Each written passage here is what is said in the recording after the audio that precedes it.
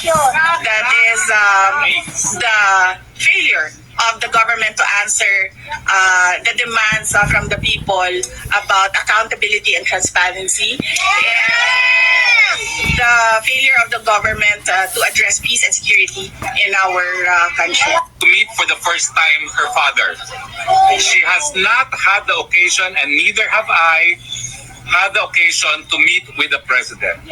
Only Executive Secretary Medeldea, who accompanied him on the plane here, has had the opportunity to meet him this morning for less than an hour.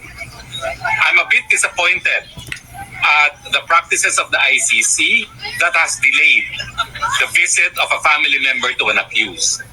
We look up to the ICC as a model for international justice, and the fact that it has taken 2 days for a family member to see the accused, I think does not speak well of the practices of the court. We condemn it. Secondly, we are very much disappointed that the court did not address the issue of kidnapping as a means to divest the court of jurisdiction. We think that the ICC should again set an example in promoting international justice, and when kidnapping is allowed as a means of acquiring jurisdiction over the jurisdiction of the accused, we think this too is a travesty of justice by committing another wrong. I think it is high time that the court clarify its position on this matter. It is unacceptable that we accept accept jurisdiction acquired through kidnapping, especially when the kidnapping took place in the context of the Philippines, where the court is now being used as a tool of oppression by the Marcos government. When in a country like the Philippines, where family members, a family member, a daughter no less, was not allowed access to her father. This is a very sad day for international justice. Very sad day indeed. Ang ninanais namin, ma-desisyon na yung issue ng jurisdiction sa sa malalo mabilis na panahon, nang sa ganon siya ay makauwi na ng Pilipinas. No? Well, our expectation is they will allow us visit. They will give us permission to visit the former president. And the other one is we hope that they will allow our request to move the initial appearance. I visited former President Duterte. He is in the hospital wing of the detention center, and he is in good spirits. He is well taken care of. Nag-comment lang siya na he really misses Filipino food. Yun lang. But very recently sa meal nila, meron ng rice. So that was a good development. And then we discussed about his legal team. And we discussed about the family. And we discussed about the country.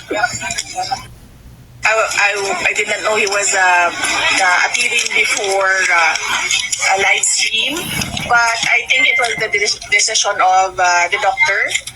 So inside the facility, all the decisions are made by the doctor. When we talked, he, as a request, he asked me to go home. So he repeatedly said, "Do not leave the country. Do not leave the Philippines." And so I told him na I know, I understand that. And I do not want to be here as well. Unfortunately, I am the only one who has a Schengen visa. And I am the only one who is a lawyer. So I told him that when we are able to meet with the legal team, that I will immediately return home and just do my work. Talk to lawyers, they call it extraordinary rendition, but for a family member like me, that's kidnapping. That's forcibly taking my father to another country and illegally arresting him. So that's clearly kidnapping. I'd like to thank all our countrymen for your prayers and your profound support to the former president. We can feel your love. We can feel your anger. We can empathize with everyone's rage about what happened, and let us not be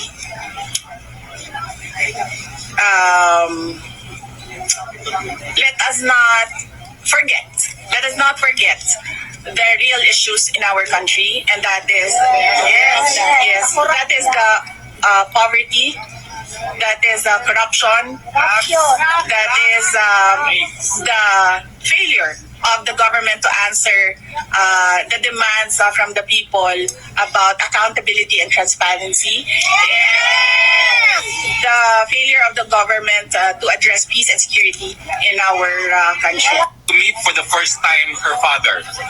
She has not had the occasion, and neither have I had the occasion to meet with the president.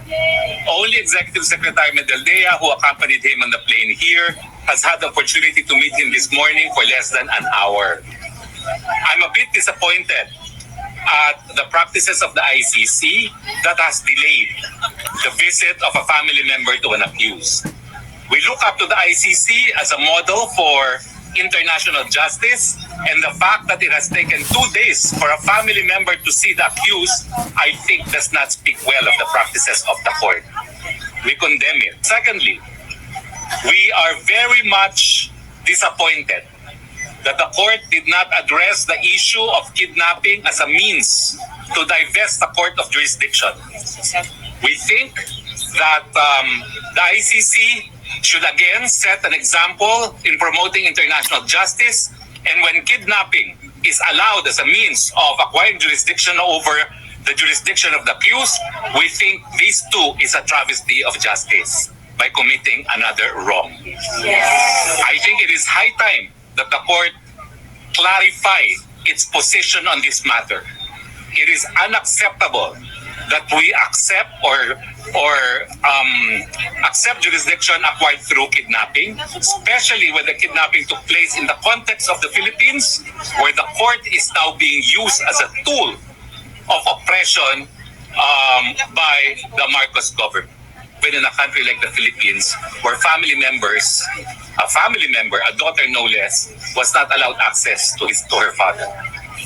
This is a very sad day for international justice. Very sad day indeed. Ang ninanais namin, ma-desisyon na i-issue ng jurisdiction sa malalo mabilis na panahon, nang sa ganon siya ipakauwi na ng Pilipinas. Well, our expectation is they will allow us visit. They will give us permission to visit the former president.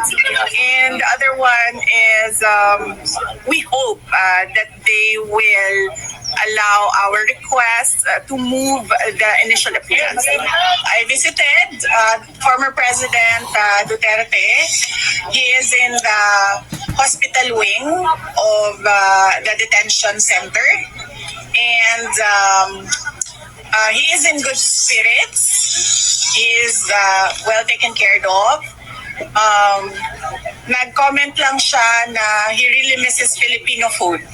Yun lang. But very recently sa meal nila, meron ng rice. So that was a good development.